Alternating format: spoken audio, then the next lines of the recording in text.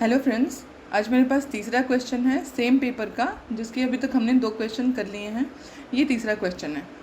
तो बेसिकली मैं इसको थोड़ा प्रोसेस को जल्दी जल्दी कर रही हूँ क्योंकि अभी 13th को हमारा एग्ज़ाम है, so we don't have that much time left. So चलिए हम स्टार्ट करते हैं।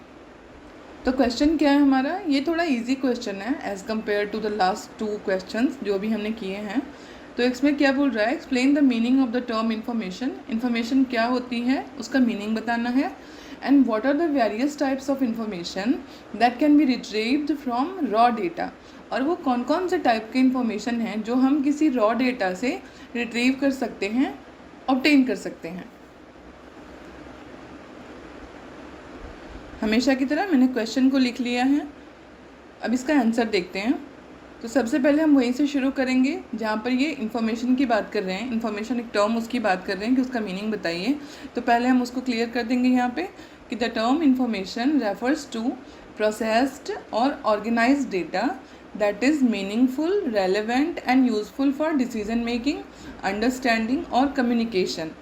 तो इन्फॉर्मेशन हमारे लिए वो होती है जिसकी हमें ज़रूरत है, जो हमारे काम की है और जिसको यूज़ करके हम किसी भी चीज़ के बारे में डिसीज़न बना सकते हैं, कोई एक सिचुएशन है उसको समझ सकते हैं, या फिर उस डेटा का यूज़ करके, उस इन्फॉर्मेशन को यूज़ करके हम किसी के साथ कम्युनिकेट कर सकते हैं।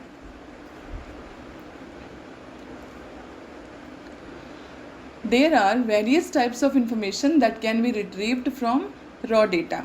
As I already said कि जो ये क्वेश्चन है हमारा थर्ड, वो 2 क्वेश्चन जो हमने पहले किए हैं उनके कंपैरिजन में आसान है।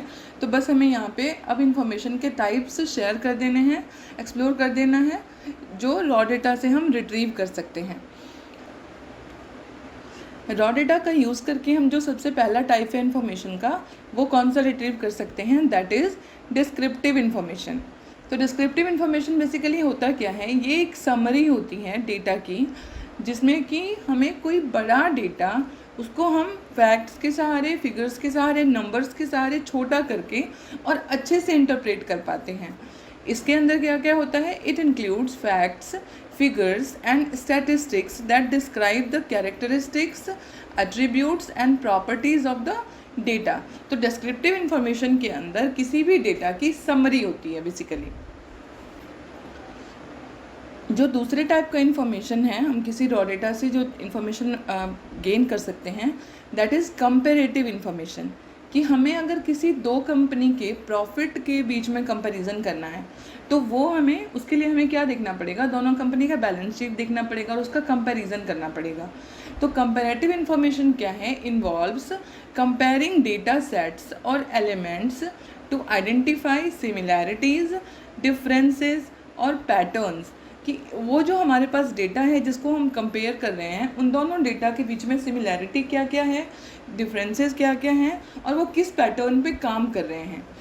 It allows for analysis and understanding of relationships and trends. तो इससे हमें एक तरह से ट्रेंड पता चलती है कि किस तरह का ट्रेंड चल रहा है, रिलेशनशिप को समझने में आसानी होती है और हम उन दोनों डेटा को ऑब्वियसली कंपेयर करने के बाद एनालिसिस कर पाते हैं कि विच वन इज़ गुड, या हमें कौन सी कंपनी के साथ जाना चाहिए अगर हम इन्वेस्ट कर रहे हैं। तो थर्ड जो डेटा का टाइप है जो हमें किसी भी रॉ डेटा से हमें इंफॉर्मेशन मिल सकती है, that is quantitative information.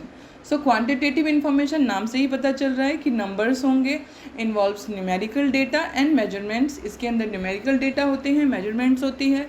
It provides information about quantities, amounts and sizes. तो इसके अंदर हमें क्वांटिटी पता चलती है, अमाउंट पता चलता है और साइजेस पता चलता है। Examples includes sales figures, inventory levels और कस्टमर रेटिंग्स। तो इसके एग्जाम्पल में हम क्या कह सकते हैं कि सेल्स के फिगर्स, किसी 2 कंपनी है उनकी सेल्स के फिगर हमें देखने हैं। तो किसी एक कंपनी का सेल है वो 5000 करोड़ का है किसी 1 ईयर का, और दूसरी कंपनी का जो है वो 7.5 करोड़ का है। तो ऑब्वियसली कि उन दोनों में प्रॉफिट जो सेल्स का फिगर है वो दूसरी वाली कंपनी का ज़्यादा है। तो ये जो क्वान्टिटेटिव इन्फॉर्मेशन है, ये किसी एक ही वेब पेज के अंदर ये सभी तरह की इन्फॉर्मेशन हो सकती है। लाइक उसी पेज के अंदर आपको क्वान्टिटेटिव इन्फॉर्मेशन मिल जाएगी regarding sales figures, regarding inventory levels और कस्टमर रेटिंग्स, लेकिन आपको ये फाइंड आउट करना पड़ेगा। चौथे टाइप का इन्फॉर्मेशन है हमारा रॉ डेटा से हम प्राप्त कर सकते हैं, वो है क्वालिटेटिव इन्फॉर्मेशन। और क्वालिटेटिव इन्फॉर्मेशन नाम से पता चल रहा है कि क्वालिटी का डेटा होता है। Qualitative information is non numerical data. इसके अंदर डेटा जो होता है वो नंबर्स के फॉर्म में नहीं होता, फिगर्स के फॉर्म में नहीं होता, लाइक चार्ट्स भी नहीं होते, लेकिन क्वालिटी होती है, डिस्क्रिप्टिव इंसाइट्स होता है। सब्जेक्टिव मतलब कि वो सिर्फ नंबर्स पे डिपेंडेंट नहीं है, केवल नंबर को नहीं देखता, और भी बाकी चीज़ें जो उसके साथ जुड़ी हुई होती हैं, जो सब्जेक्टिव होती हैं, जो आप कह सकते हैं उसको आप नंबर के फॉर्म में नहीं व्यक्त कर सकते, वो डेटा होता है यहाँ पे। It is often derived from observations, interviews, surveys और open-ended responses। अब मैं इसका एक बहुत अच्छा एग्जाम्पल देती हूँ कि मान लीजिए 2 कंपनीज़ हैं और हमने दोनों कंपनी में अपने पैसे इन्वेस्ट किए हुए हैं, लेकिन एक कंपनी जो है उसका जो प्रॉफिट मार्जिन है वो इस फिनेंशियल ईयर के लिए 70% है, और जो दूसरी कंपनी है उसका ही प्रॉफिट मार्जिन इस फिनेंशियल ईयर के लिए 50% है।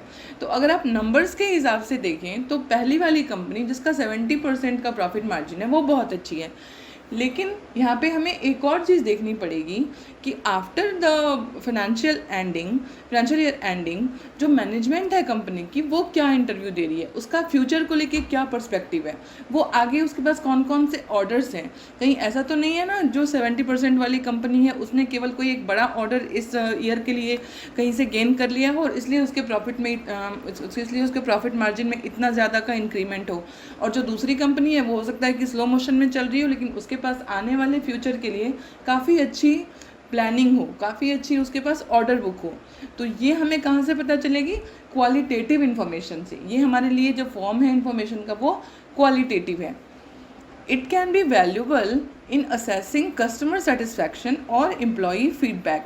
अब ये डिपेंड करता है कि इसका जो हमारा वो कंपनी का कस्टमर सेटिस्फैक्शन है वो कैसा है, उसके अंदर जो एम्प्लॉई हैं उनको कैसे ट्रीट किया जाता है, उनका क्या फीडबैक है उस कंपनी के बारे में। अब इसी सीरीज़ में 5वां टाइप ऑफ इन्फॉर्मेशन क्या है हमारा? Predictive information. प्रेडिक्टिव इन्फॉर्मेशन का मतलब होता है कि हम किसी भी इन्फॉर्मेशन को यूज़ करके आने वाले फ्यूचर को कैसे प्रेडिक्ट कर पाएँ, उसके हिसाब से कैसे प्लान कर पाएँ। तो predictive information involves using historical data and analytical models to make forecasts और प्रिडिक्शंस अबाउट फ्यूचर आउटकम्स, कि फ्यूचर में क्या आने वाला है, फ्यूचर का रिजल्ट क्या होने वाला है, वो हम पीछे हिस्टोरिकल डेटा को देख के एक तरह से कह सकते हैं फोरकास्ट कर सकते हैं, प्रेडिक्ट कर सकते हैं। It helps organisations make informed decisions and plan for the future. ये ऑर्गेनाइजेशन को हेल्प करता है कि वो इन्फॉर्मेशन को यूज़ करके सही तरीके का डिसीजन लें और फ्यूचर को प्लान कर पाएँ। 6 टाइप ऑफ इन्फॉर्मेशन जो हम किसी रॉ डेटा से ऑब्टेन कर सकते हैं, दैट इज़ प्रेस्क्रिप्टिव इन्फॉर्मेशन। तो प्रेस्क्रिप्टिव इन्फॉर्मेशन जो होता है दैट गोज़ बियॉन्ड प्रेडिक्शंस, कि इसमें केवल प्रेडिक्शन ही नहीं होती, और एंड प्रोवाइड्स रिकमेंडेशंस और guidance on the actions to take. तो जो प्रेडिक्शन करके हमने कुछ फ्यूचर के लिए प्लान किया है, प्रेस्क्रिप्टिव इन्फॉर्मेशन से हमें ये जानने में सहूलियत होती है कि हम कौन कौन से चीज़ें यूज़ करें, कौन कौन सा गाइडेंस यूज़ करें, कौन कौन से एक्शंस लें, जिससे कि हमारा प्रेडिक्टेबल जो हमने प्रिडिक्ट किया हुआ है वो आउटकम आ सके। Prescriptive information assists in decision making and optimisation process, क्योंकि ये भी एक इन्फॉर्मेशन का टाइप है तो ऑफकोर्स इसका काम है डिसीजन मेकिंग में असिस्ट करना और ऑप्टिमाइजेशन करना, कि अगर हमने कोई गलत चीज़ को ऑप्ट कर लिया है तो उसको ऑप्ट आउट करके कोई नई चीज़ जो उसकी जगह पे रिप्लेस कर सके उसको, और सही तरीके का डिसीजन लेने में हेल्प कर सके, उसको यूज़ कर सकें। 7th टाइप ऑफ इन्फॉर्मेशन हमारा है financial information. Financial information pertains to the financial aspects of an organization such as revenues, expenses, assets and liabilities. Financial information जो फिनांस से रिलेटेड है कि किसी कंपनी का क्या रेवेन्यू आ रहा है, किसी ऑर्गेनाइजेशन का क्या एक्सपेंसेस वो कर रही है, कौन कौन से असेट्स अभी तक उसने बनाए हैं, क्या ऐसी लायबिलिटीज़ हैं जो उसको अभी फुलफ़िल करनी है, तो वो सारा कुछ हमें फाइनेंशियल इन्फॉर्मेशन से मिल जाता है। It includes financial statements, reports and metrics used for financial analysis, budgeting and performance evaluation. तो इसके अंदर क्या होता है, इसके अंदर फिनेंशियल स्टेटमेंट हो सकती हैं जिससे कि हमें ये डेटा मिल सकता है, रिपोर्ट्स हो सकती हैं एंड मैट्रिक्स, मतलब वो सारी चीज़ें यूज़ की जा सकती हैं जिससे कि हम फिनेंशियल एनालिसिस कर सकें, बजट प्रोवाइड कर सकें और परफॉर्मेंस को इवेलुएट कर सकें कि अभी तक जो किसी ऑर्गेनाइजेशन ने काम किया है उसका परफॉर्मेंस क्या है, जिसके आधार पे हम आगे भी डिसाइड कर सकें। 8th टाइप ऑफ इंफॉर्मेशन है हमारा operational information. Operational information relates to the day to day operations and activities of an organisation.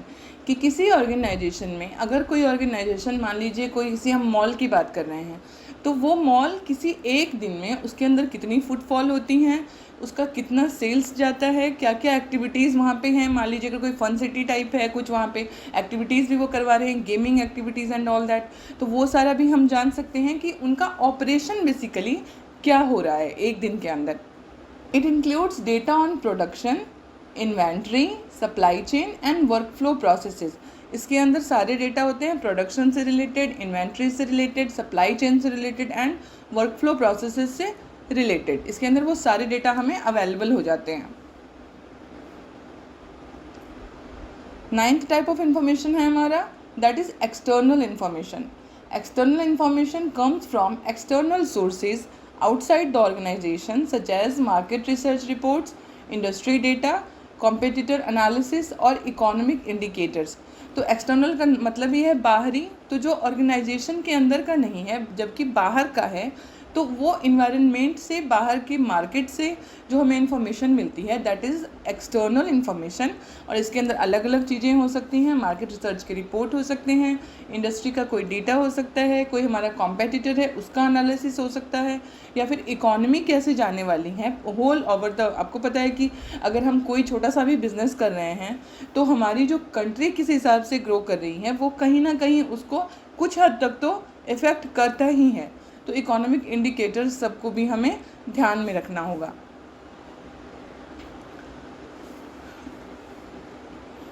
तो आप कंक्लूजन के तौर पे कंक्लूसिव स्टेटमेंट लिख सकते हैं। Overall the various types of information received from raw data provide a range of insights and understanding that support decision making, planning, analysis and evaluation in organizations।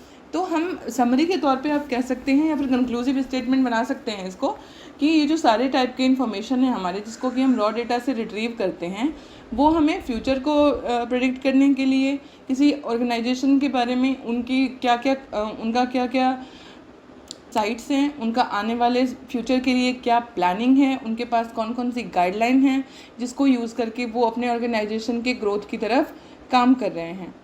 So basically ये इस तरह हमारा and हो रहा है 3rd क्वेश्चन का।